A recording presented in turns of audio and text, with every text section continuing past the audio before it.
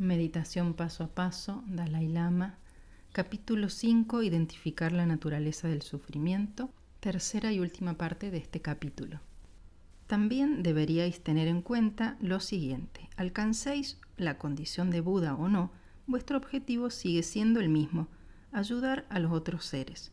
Bien estéis en los cielos, bien estéis en los infiernos, vuestro objetivo es el de ayudar a los otros. Poco importa el tiempo que os lleve, deberéis decidir que la intención altruista de consumar la condición de Buda para el bien de todos los seres será vuestra única práctica, tanto si estáis vivos como si morís. Debéis prepararos para cultivar este estado mental y comprender sus aspectos y su objeto. Una vez obtenida una experiencia de este tipo por inferencia, es la hora de asumir el voto de Bodhisattva, el cual es mejor recibir tras haber cultivado un intenso deseo de comprometerse en las acciones de un Bodhisattva. ¿Cuál es la conducta de un Bodhisattva? Se trata de una manera de vivir que procede naturalmente del hecho de haber cultivado el espíritu del despertar de la bodhicitta. La omnisciencia solo se alcanza después de atravesar el período de purificación de las emociones aflictivas en el seno de vuestra mente. No se puede alcanzar a base de simples deseos o de plegarias. Debemos adiestrarnos en eliminar todas las emociones aflictivas aplicando los antídotos correspondientes. Todas las actividades de un bodhisattva pueden ser agrupadas en dos categorías mayores: la práctica de los medios idóneos y la práctica de la sabiduría. En ausencia de esta, las 5 primeras de las 6 perfecciones no pueden llegar a ser realmente prácticas de perfección. Con el fin de cultivar tal sabiduría, primero debéis cultivar correctamente la visión filosófica auténtica, conocida como la visión de la vía media o Madhyamika. ¿Cuál es entonces la visión del Madhyamika? Existen 4 escuelas filosóficas en la tradición budista. Apoyándoos en una explicación de los 3 primeros sistemas de la filosofía budista, podréis comprender el significado de la inexistencia del ser a un nivel primario, lo que os llevará finalmente a la sutil visión de la vía media, que expone la inexistencia de las personas y la insustanciabilidad de los fenómenos en relación con una interpretación de la interdependencia.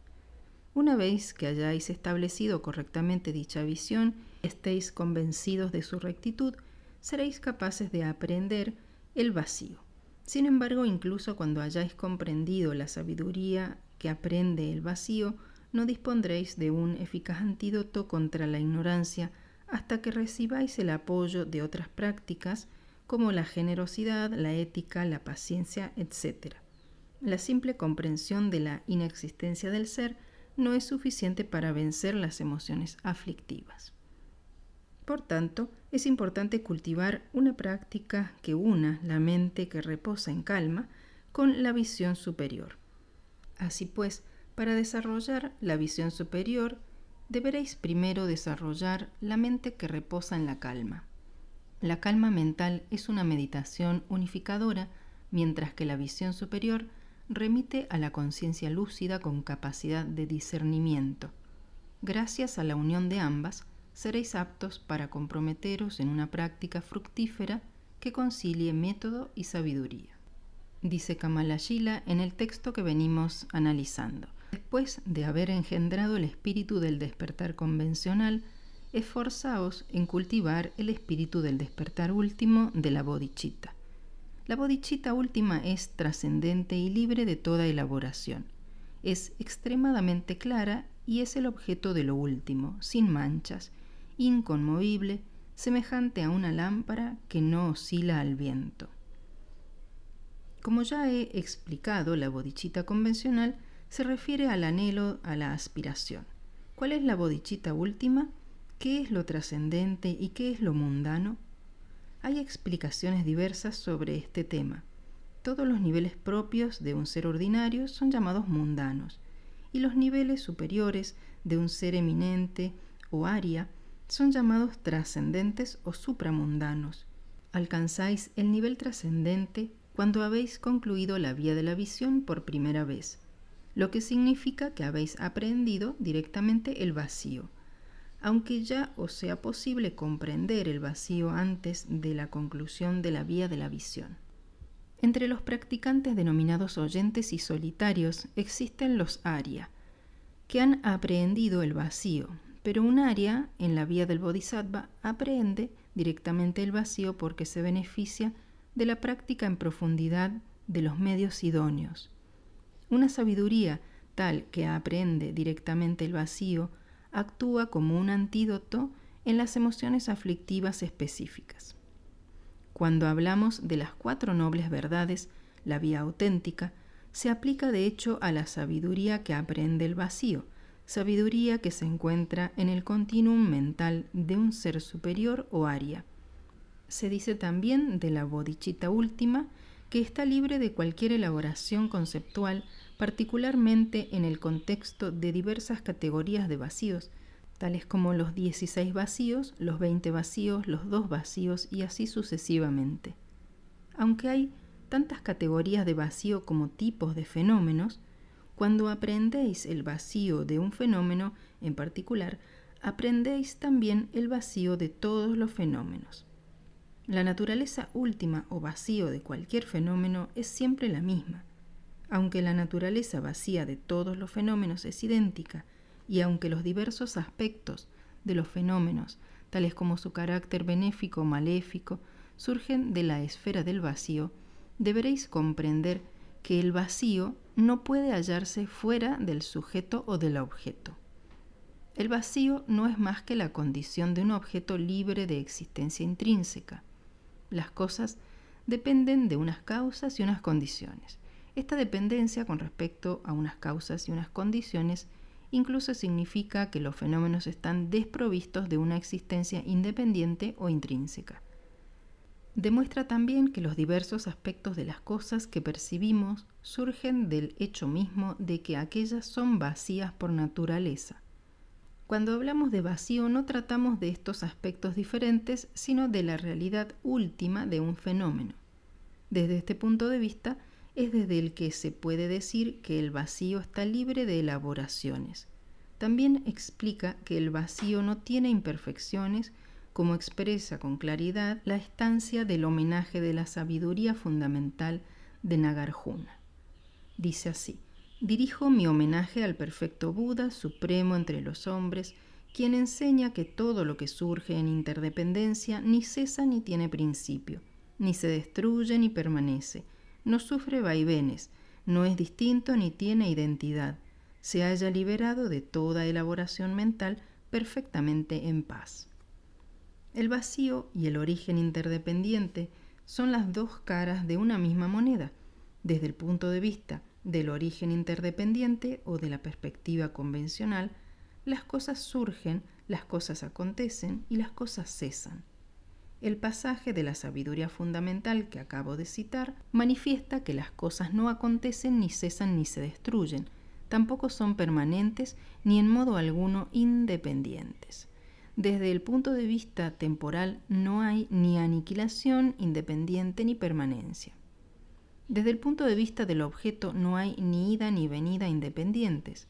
Nagarjuna describe 8 categorías de elaboraciones, entre las que se cuentan el acaecimiento y el cese, y muestra que no surgen de manera independiente.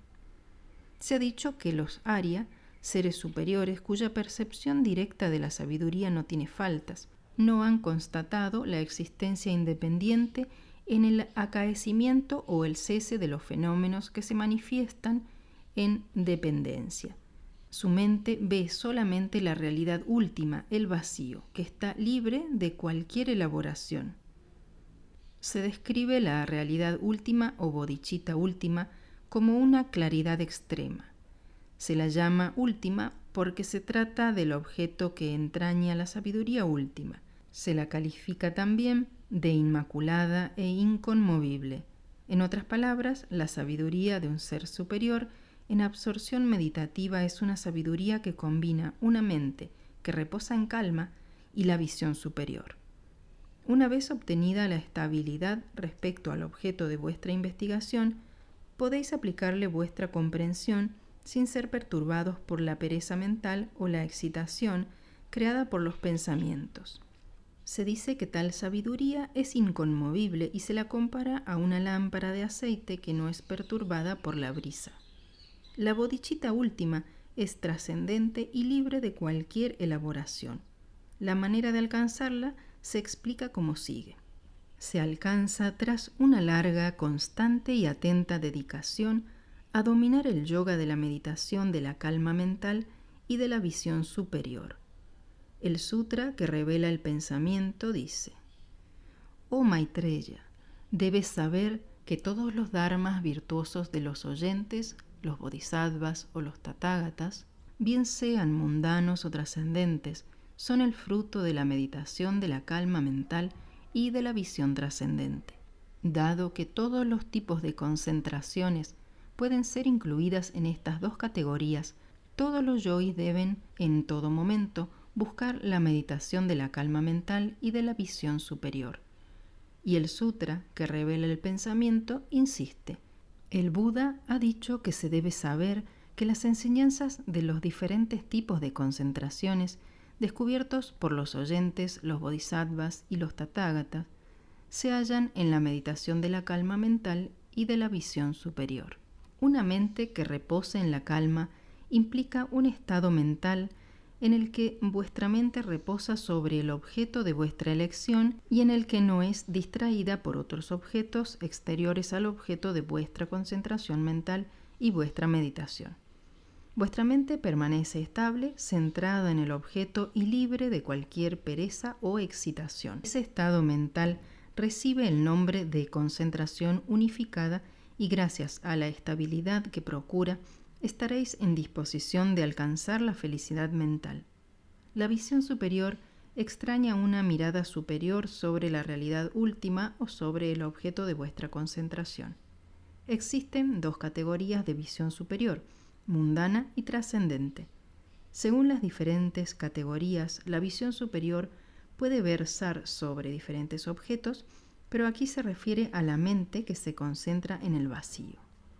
El Buda Sakyamuni enseñó las dos prácticas, la calma mental y la visión superior, y constituyen el único método por el que podéis alcanzar todos los niveles de concentración. Por lo tanto, el texto dice que ya que la calma mental y la visión superior son de igual importancia, deberíais cultivar ambas cualidades. Dice así: los yogis no pueden eliminar la oscuridad por el simple hecho de familiarizarse con la meditación de la calma mental. Esta no puede suprimir más que temporalmente las emociones aflictivas y las ilusiones. Sin la luz de la sabiduría, no se puede destruir completamente el potencial latente de las emociones aflictivas y por lo tanto su total erradicación no será posible. Por eso, el texto del sutra que revela el pensamiento dice: la concentración puede suprimir eficazmente las emociones aflictivas y la sabiduría destruye totalmente su potencial latente. La meditación de la calma mental no os permitirá por sí sola eliminar ni lo que oscurece el despertar ni las emociones aflictivas. Incluso si concluís la meditación de la calma mental tomando como objeto el vacío, no bastará. Para erradicar la oscuridad se requiere el apoyo de la práctica de la visión superior.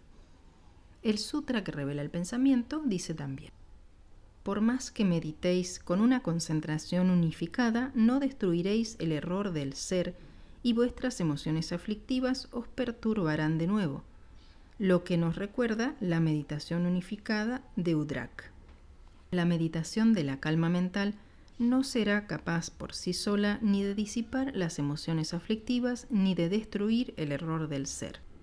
Las emociones aflictivas surgirán de nuevo y os atormentarán más veces, como le sucedió a un maestro no budista llamado Udrak, el cual meditaba sobre la calma mental desde hacía mucho tiempo, hasta tal punto que su cabellera creció extraordinariamente, mientras estaba completamente absorto en una concentración unificada.